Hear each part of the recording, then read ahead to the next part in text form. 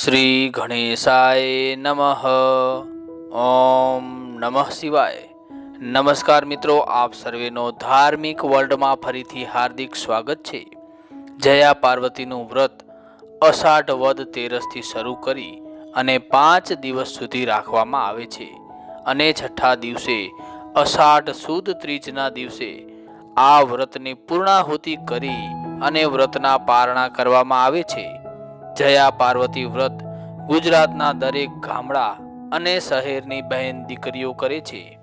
આ વ્રત સારો પતિ મેળવવા માટે કુંવારી દીકરીઓ તથા આ વ્રત પરણેલી બહેનો સૌભાગ્ય તથા સંતાન પ્રાપ્તિના હેતુથી રાખતી હોય છે. જયા પાર્વતી વ્રત 20 વર્ષ સુધી કરવામાં આવે છે.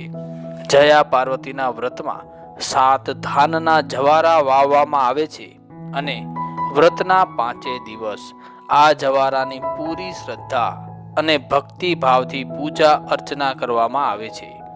આ વ્રતમાં કુંવારી કન્યાઓ કે પછી સ્ત્રીઓ 5 દિવસ સુધી નમક વગરનો મોળો ખોરાક ખાઈને ભગવાન શિવજી અને માતા પાર્વતીની પૂજા આરાધના કરે છે. શિવ પુરાણની કથા મુજબ હિમાલય પુત્રી પાર્વતીએ ભગવાન ભોળાનાથને પતિ રૂપે પ્રાપ્ત કરવા માટે આ વ્રત કર્યો હતો. આ વ્રતના પ્રભાવથી જ માતા પાર્વતીએ પોતાની મનોકામના પૂર્ણ કરી હતી. ત્યારથી જ કુમારિકાઓ પોતાનો મનગમતો પતિ પ્રાપ્ત કરવા માટે અને અખંડ સૌભાગ્ય માટે અને સંતતિ પ્રાપ્તિના શુભ હેતુથી આ વ્રત કરે છે. રૂનો હાર બનાવવામાં આવે છે, જેને નાગલા તરીકે ઓળખવામાં આવે છે. વ્રતના 5 દિવસ દરમિયાન જવારાનો પૂજન કરવામાં આવે છે અને આ રૂનો હાર એટલે કે નાગલા નિત્ય જવારાને અર્પણ કરવામાં આવે છે અને માતા પાર્વતી પાસે પરણિત બહેનોએ અખંડ સૌભાગ્ય તેમજ કુંવારી કન્યાઓએ સારા વરની માંગણી કરી આશીર્વાદ મેળવવામાં આવે છે. હવે વાત કરીએ જયા પાર્વતી વ્રતની વ્રતકથા વિશે. તો જયા પાર્વતી વ્રતની વ્રતકથા આ મુજબ છે. એક ગામમાં બ્રાહ્મણ અને બ્રાહ્મણી રહેતા હતા. બંને સતવાદી અને નીતિવાળા હતા. તેઓ આખો દિવસ પ્રભુ ભક્તિમાં ગાળે અને તેમને એવો નિયમ કે તેમણે આંગણે આવેલ કોઈ પણ વ્યક્તિ ખાધા પીધા વગર જાય નહીં. તેઓ બધી વાતે સુખી હતા, પણ ભગવાને તેમને એક વાતનું દુઃખ આપ્યું હતું. તેમને શેર માટીની ખોટ હતી. આ શેર માટીની ખોટના કારણે તેઓ રાત દિવસ ચિંતિત રહેતા હતા. એક દિવસ નારદજી ફરતા ફરતા ત્યાં જઈ પહોંચ્યા. બ્રાહ્મણીએ તેમનો પ્રેમપૂર્વક આદર સત્કાર કર્યો. પછી બ્રાહ્મણીએ તેમને ફળફળાદી આપ્યા. નારદજીએ પૂછ્યું, કેમ છો, મજામાં ને? ત્યારે બ્રાહ્મણીએ જવાબ આપ્યો, હા મુનિવર, આપની કૃપાથી અમે સર્વ વાતે સુખી છીએ. પણ શું તમને કઈ વાતનું દુઃખ છે? ત્યારે બ્રાહ્મણ બોલ્યા, મુનિવર, એક બાબતની ખોટ છે અને તે માત્ર સંતાનની. નારદજી કંઈક વિચાર કરીને બોલ્યા, હે બ્રાહ્મણ, અહીંથી દક્ષિણ દિશામાં જાઓ. ત્યાં એક શિવલિંગ છે. એ જંગલમાં હોવાથી તેની કોઈ પૂજા કરતું નથી. ત્યાં જઈને તમે શિવ પાર્વતીની એક નિષ્ઠાથી સેવા પૂજા કરો તો જરૂર મહાદેવજી તમારી ઉપર પ્રસન્ન થશે અને અવશ્ય સંતાન આપશે. આમ કહી નારદજી ચાલતા થયા. નારદજીના કહેવા પ્રમાણે બ્રાહ્મણ અને બ્રાહ્મણી બધી તૈયારી કરી બીજે દિવસે દક્ષિણ દિશામાં જંગલ તરફ ચાલી નીકળ્યા. થોડા દિવસ તેઓ ભૂખ્યા અને તરસ્યા મહાદેવના મંદિરની શોધમાં જંગલમાં રખડ્યા, પણ ક્યાંય એમને આવું મંદિર દેખાયું નહીં. તેઓ થાકીને એક ઝાડ નીચે બેઠા અને વિચારવા લાગ્યા કે હવે શું કરવું. બંને વિચારતા હતા કે ત્યાં તેમની નજર એક સામે રહેલા મોટા ટેકરા ઉપર પડી. તેમણે કહ્યું, આ ટેકરા ઉપર તપાસ કરવાની બાકી રહી છે. નક્કી મંદિર ત્યાં જ હોવું જોઈએ. આમ આશા બાંધી બંને જણા જલ્દી ટેકરા ઉપર ચડ્યા. ટેકરા ઉપર ચડીને જોયું તો ત્યાં એક નાનકડું મંદિર હતું. મંદિર જોતાં જ બંનેનો થાક ઉતરી ગયો. તેઓ મંદિરમાં ગયા.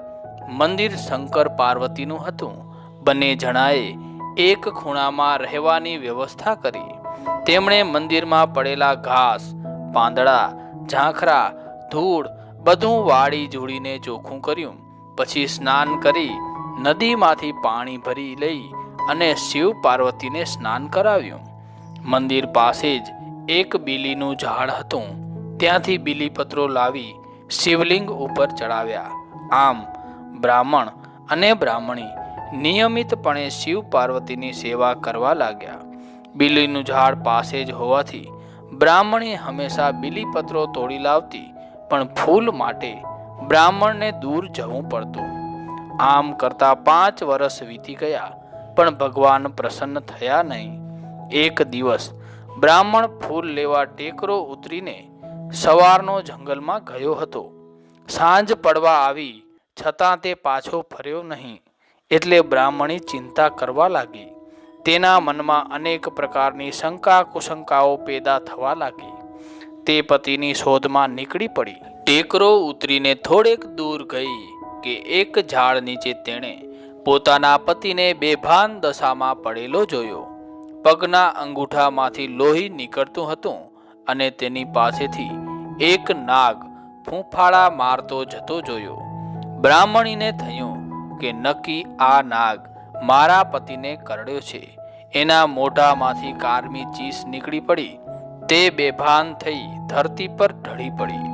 થોડી વાર બાદ મૂર્છા વર્તા તેણે આંખો ખોલી તો સામે 16 શણગાર સજીને ઊભેલા પાર્વતીજીને જોયા. તે પાર્વતીજીને જોઈ ઊભી થઈ તેમના ચરણોમાં ઢળી પડી. પાર્વતીજીએ તેને આશીર્વાદ આપ્યા અને બ્રાહ્મણને શરીરે હાથ ફેરવી અને સજીવન કર્યો. પછી પાર્વતીજી બોલ્યા, તમારી બંનેની અનન્ય ભક્તિ અને શ્રદ્ધા જોઈને હું ખૂબ જ પ્રસન્ન થઈ છું. માટે તમારે જે વરદાન જોઈએ તે માંગો. માતાજી, અમારે બીજું કંઈ જોઈતું નથી. અમારે એક સંતાનની ખોટ છે, તે પૂરી કરો. માતા પાર્વતી બોલ્યા, તમે જયા પાર્વતીનું વ્રત કરો તો તમને અવશ્ય સંતાન પ્રાપ્ત થશે. માં, આ વ્રત કેવી રીતે કરવું તે જણાવો. ત્યારે માતાજી કહ્યું, આ વ્રત અષાઢ સુદ 13ને દિવસે શરૂ કરીને અંધારી ત્રીજે પૂરું કરવાનું. આ 5 દિવસ મીઠા અને ગોળ વગરનું એકટાણું કરવું. છેલ્લે દિવસે જાગરણ કરવું. એ વખતે શિવ પાર્વતીની સ્તુતિ, ભજન અને ગરબા વગેરે ગાવા. આ વ્રત 20 વર્ષ સુધી કરવાનું હોય છે. પહેલા 5 વર્ષે જુવારનું ભોજન ખાઈને, બીજા 5 વર્ષ મીઠા વગરનું ભોજન ખાઈને, ત્રીજા 5 વર્ષ સામા ખાઈને અને ચોથા 5 વર્ષ મગ ખાઈને વ્રત કરવામાં આવે છે. આમ 20 વર્ષ પૂરા થાય ત્યારે વ્રતનું ઉજવણું કરવું. ઉજવણું કરતી વખતે સૌભાગ્યવતી સ્ત્રીઓને પતિ સહિત ભોજનનું આમંત્રણ આપી ભાવપૂર્વક જમાડવા. પછી કુમકુમ, કાજળ ઇત્યાદિ સૌભાગ્ય દ્રવ્યો દાનમાં આપવા. આ પ્રમાણે વ્રત કરનારને સૌભાગ્ય પ્રાપ્ત થાય છે. પતિનો વિયોગ કદાપી ભોગવવો પડતો નથી. સંતાન સુખ પ્રાપ્ત થાય અને અખંડ સુખ મળે છે. આમ કહી પાર્વતીજી અંતર ધ્યાન થઈ ગયા. બ્રાહ્મણ અને બ્રાહ્મણી રાજી થતા પોતાના ઘેર પાછા ફર્યા. બીજે વર્ષે તેમણે જયા પાર્વતીનું વ્રત શરૂ કર્યું. થોડા વખતમાં જ તેમને ત્યાં દેવ જીવો દીકરો અવતર્યો.